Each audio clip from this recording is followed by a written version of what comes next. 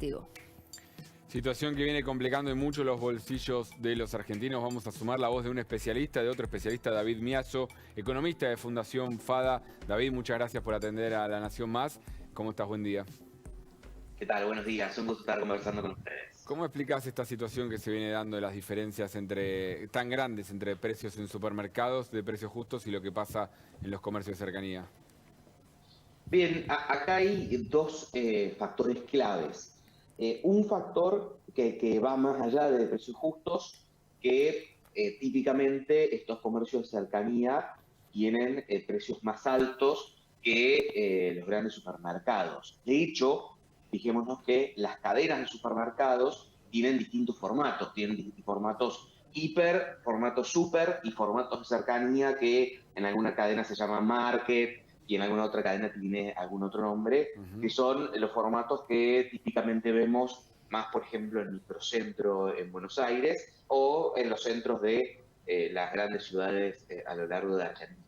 A lo que iba es que estos formatos de cercanía de las propias cadenas de supermercado también tienen precios mayores que las superficies más grandes. Y esto por ahí responde a una dinámica también de costos, de operar superficies más pequeñas, donde se pierden algunas de las economías de escala de las superficies más grandes. Entonces, un primer factor que típicamente la cercanía cuesta, los formatos de cercanía cuesta más que los supermercados grandes, a lo que también se suma que no en el caso de las grandes cadenas, como explicaba recién con sus distintos formatos, sino como explicaba Sofía, en los supermercados asiáticos o en muchos otros supermercados pequeños que no pertenecen a la comunidad asiática, tienen también otro intermediario en la comercialización como es un mayorista.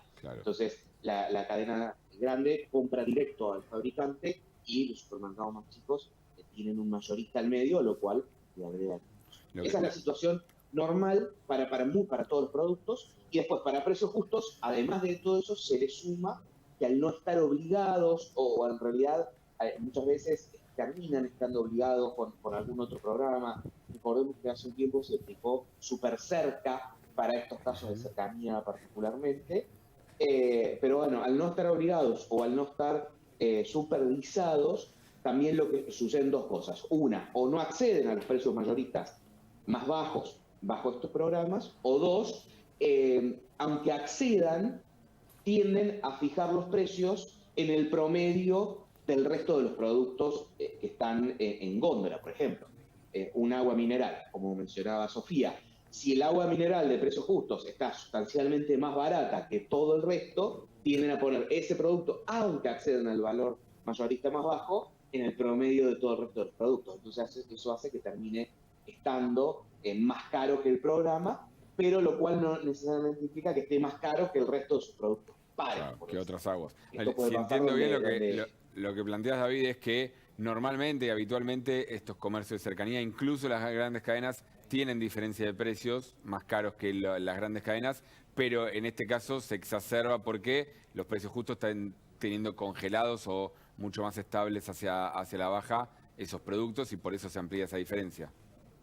Exactamente. Si tengo 5 productos de distintas marcas de una cosa y justo el de precios justos está muy por debajo, tiende a estar en el promedio y eso hace que termine estando por encima de los precios del programa. Digo, estos son básicamente los dos factores o tres que uno puede encontrar para tratar de explicar por qué esto sucede, lo que acaban de mostrar en el informe. Ahora, David, buen día. ¿Por qué crees que los gobiernos insisten con estos programas de precios claros, precios esenciales, precios justos para bajar la inflación? ¿Cuánto realmente ayudan en bajar esa inercia inflacionaria? La verdad es que ayudan muy poco y lo ha demostrado la historia argentina. No es la primera vez en la historia argentina que se intentan implementar. Siempre en los procesos inflacionarios han existido y existieron por primera vez en el Imperio Romano y tampoco funcionó. Y no funciona por una cuestión clave, que en Argentina y en muchos casos donde ha habido inflación en el mundo, el problema no son los precios. Entonces, si yo tomo medidas para contener los precios, no logro ningún resultado porque el fondo de la cuestión sigue existiendo. ¿Cuál es el problema que tenemos si no tenemos un problema de precios? Un problema de moneda. El peso todos los días vale menos y eso se refleja en que cada vez necesitamos más pesos para comprar los mismos productos. Es la misma situación que con el dólar. El gobierno no puede tomar medidas exitosas para tratar de controlar el dólar. A lo sumo logra efectos de una semana, de 10 días, pero no mucho más allá de eso. ¿Por qué? Porque el problema original no es el dólar, es el peso. Es exactamente el mismo reflejo, es el reflejo del mismo factor. El peso pierde valor, entonces eso se ve reflejado en que sube el dólar y suben los precios. Por eso, cualquier medida orientada a los precios nunca va a tener efecto, porque si yo controlo 10 productos, pero otros 100 productos siguen subiendo al ritmo de la inflación, lo único que hago es que esos 10 productos se atrasen. Y cuando venga una renegociación del programa, cuando salgan del programa, aumentan todo lo que no aumentaron hoy. O en muchos casos, como hemos visto, aumentan antes de entrar al programa. Entonces, por esos motivos no han funcionado en la historia, no funcionan en Argentina y nunca van a funcionar. Lo que Perdón, tiene no es quizás pregunta.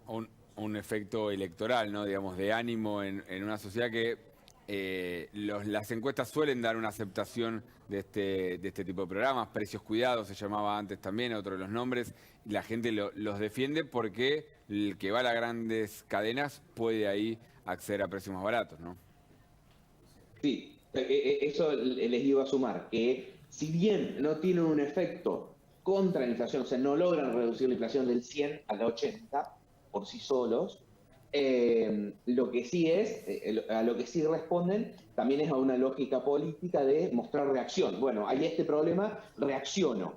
Si bien no estoy solucionando el problema de fondo, muestro a la sociedad, muestro al electorado que algo estoy haciendo y si van al supermercado encuentran el producto que están buscando o probablemente no lo encuentren porque se acabó o dejan llevar uno solo por el grupo familiar o lo que fuera, pero van y encuentran un producto que está más barato que todo lo que está en el lado y que tiene un cartel grande con el nombre del programa.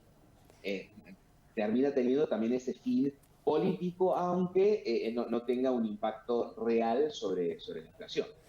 David, ¿cómo crees que va a evolucionar el consumo este año? Mira, el consumo está muy ligado al poder adquisitivo. Los salarios han perdido desde diciembre de 2017, porque la pérdida empezó en el 2018, por eso el punto de comparación, han perdido el 23% del poder adquisitivo. Y con inflaciones cercanas al 100% y una economía que va entrando lentamente en una recesión, o sea, la actividad económica se va ralentizando, es muy difícil que en una economía que no funciona los salarios equiparen una inflación tan alta. Entonces, es de esperar que durante el 2023 la pérdida de poder adquisitivo continúe, y si la pérdida de poder adquisitivo continúa, es muy difícil que el consumo repunte. De hecho, es también probable que empezamos a ver cómo se apagan algunos de los consumos que llamaban la atención. Algunos de los consumos de bienes durables, algunos de los consumos de turismo, restaurantes, etcétera, que por ahí llamaban la atención. Che, si hay tanta crisis, ¿cómo puede ser que haya tanto turismo o tanto consumo en bares y restaurantes? A medida que se va deteriorando el poder adquisitivo, también es lógico ver que algunos de esos consumos que no, llamaban la atención en el contexto de crisis también se vayan a pagar. Sofi te preguntó de consumo, yo te pregunto de ventas, porque te vuelvo al tema inicial de precios justos y la diferencia de precios. ¿Cómo afecta esto también a las ventas de los comercios de cercanía? Porque imagino que bastante gente quizás enterada de que en esos lugares no están precios cuidados, hay compras que evita hacer, que si puede ir a las grandes cadenas, va a las grandes cadenas, bajando las ventas así de los comercios de cercanía, ¿no? Sí, tal cual. Los comercios de cercanía sufren dos cosas, digamos. Por un lado, el impacto de las diferencias de precios y la diferencia de precios con los programas de controles de precios que estamos conversando. Por lo tanto, ya tienen la fama entre el consumidor de ser más caros, entonces el que puede los evita, o el que tiene la capacidad de planificarlo lo evita. Y además también no tienen normalmente los acuerdos con los bancos que vos fijate que con muchas de las tarjetas de débito y crédito de las principales bancos tenés en las principales cadenas descuentos ciertos días de la semana y en los comercios de cercanía no. Así que es un doble efecto sobre el consumo del hogar. Pero de nuevo lo que remarcaban ustedes, lo que remarcaba Sofía recién, respecto a quienes menos ganan tampoco tienen tarjetas de crédito con los que puedan acceder a estas promociones también. O sea que es un doble efecto también respecto a la clase media que puede planificar la compra mensual, que la puede hacer con la tarjeta de crédito del día, que más beneficios tiene versus que va a comprar todos los días.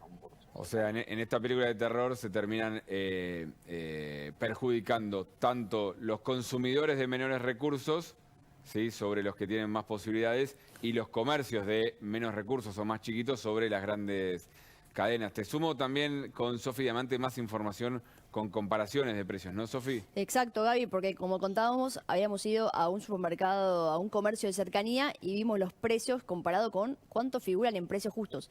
Y vimos que, por ejemplo, un frasco de café de 100 gramos, precios justos dice que debería valer 362 y el supermercado de cercanía lo tiene a 550. Miren lo que pasa con el agua con gas que decíamos 100 pesos, casi 101 pesos debería salir en precios justos, pero el supermercado lo vende a 2.70, es un aumento de 167.